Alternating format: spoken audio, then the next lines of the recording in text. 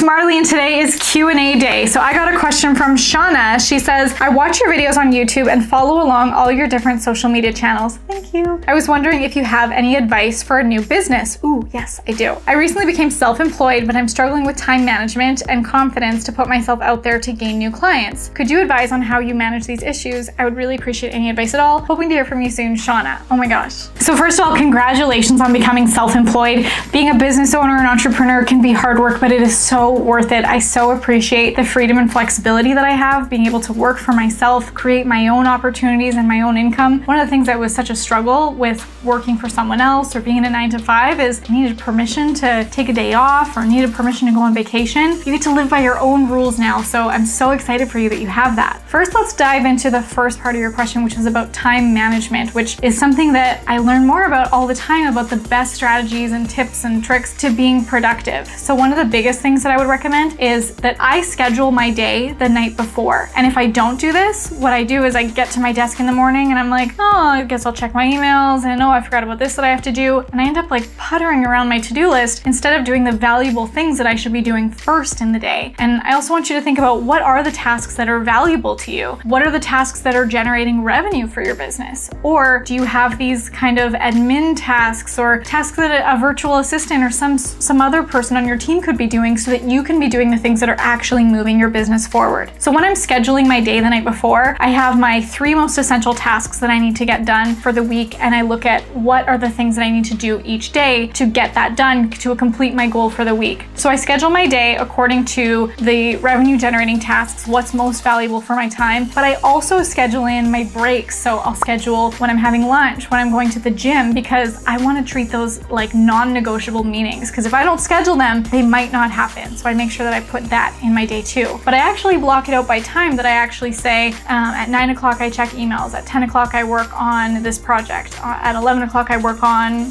the next project. Another thing I try to do is I don't want to have that context switching between my tasks. That can actually lose you a lot of time, the transition between something to something else. So if you're working on a report and then you need to work on your website, just the switching from like writing and creating the report to then moving over to your website, you lose focus, you might forget about what you were doing here, there's distractions. So I actually try to get as much from one project done in one sitting so that I can get it all done and still be in that same mindset and that focus of the first project I was working on. I also have to become really strong in my boundaries, because as a business owner, you can work from anywhere, which means that I can work from home, I can work from the beach, which is a lot of fun.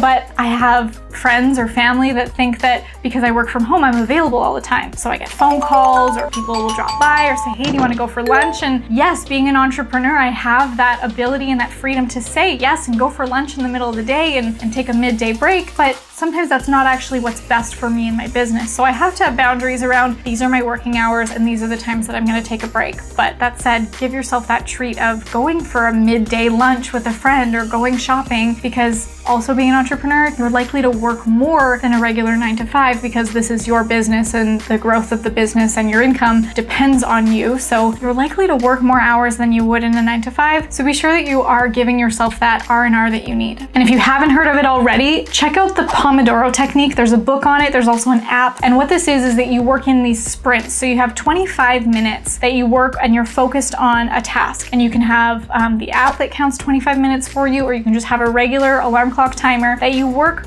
focused on this one thing for 25 minutes. Because if you can focus on one thing for 25 minutes, you can get a lot done. And as you see that countdown timer beside you, and if you get that urge to be distracted, you see the timer and think, oh, I have 4 more minutes. I can get through this. And then when the timer goes off, you get a 5-minute break. Then you move on to Pomodoro 2. So you have Pomodoro 1, 2, 3, 4, 5. You get 5 of these 25-minute sprints that you work on. And then from there, you get a 25-minute break. So what that does is it encourages you to keep working, to keep being focused on a certain project with these 5-minute little breaks in between. That's good for you to refresh, relax. Don't work on something else in that time. Actually take a break. So whether that's, if you want to read a book or get up and grab a snack or take a little walk, it's something for you to refresh and then come back to work ready to go for another 25 minutes. It makes me so focused and efficient. So it's something you should try. So let's talk about confidence. And this is something that definitely takes practice over time. And if I feel myself going into a place of insecurity, the first thing that I do is try to acknowledge where that's coming from. So am I insecure about a lack of skills or knowledge or time? And from there, my remedy for that is often to take action on it. So even if it is something that is kind of scaring you and making you feel like you just want to procrastinate because it's putting you out of your comfort zone, the best thing that you can do is take action, whether it's baby steps,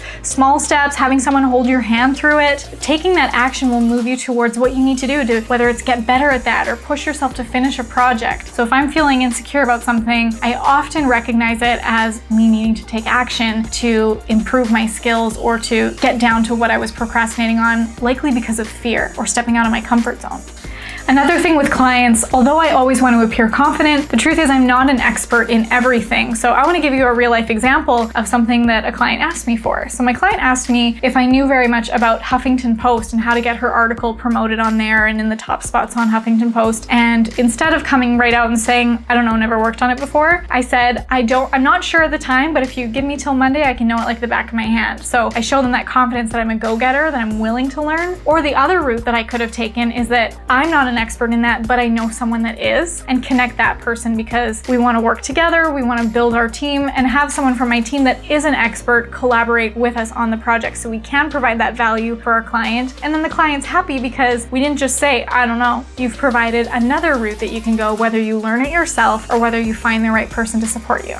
And another thing that I'd suggest to you is if you start to feel insecure about getting out and going after clients, I'd ask you to go back and remember your why. Why did you get into this business? Why do you want to do this? What is it providing for you? And this is an exercise from Simon Sinek. He has great books and speeches. You can look it up on YouTube to find it. And knowing your why will support you and give you back that confidence for why are you doing this? Why does this fire you up? What makes you so passionate about this? And remember that you're providing a service for people, making their lives better. And if you don't reach out to them, you may be doing them a disservice because they need people like you to support them. So when you feel that insecurity about going out and taking that opportunity, remember that you have a lot of skills to bring to the world and people are just waiting for you to reach out. And if you're still thinking about what's your why, that's completely okay. Sometimes it takes some time to figure that out. I mean, it's fine if your why is that you want to make lots of money, or if your why is that you want to support your kids or your family. That's often a lot of people's why. If you don't know what your why is and you want some support in that, I would suggest reading books, finding a mentor, finding a support group. There's a lot of communities of entrepreneurs, a lot of free Facebook groups where you can go in and find people who are likely in the same position as you in your business. So I hope all that advice was helpful for you. And of course, feel free to suggest any other content that I can provide for you. If you have any other Q&A, other questions that I can answer for you, there's a link in the description below where you can submit your question. And of course, remember to like, comment, and subscribe for more future videos.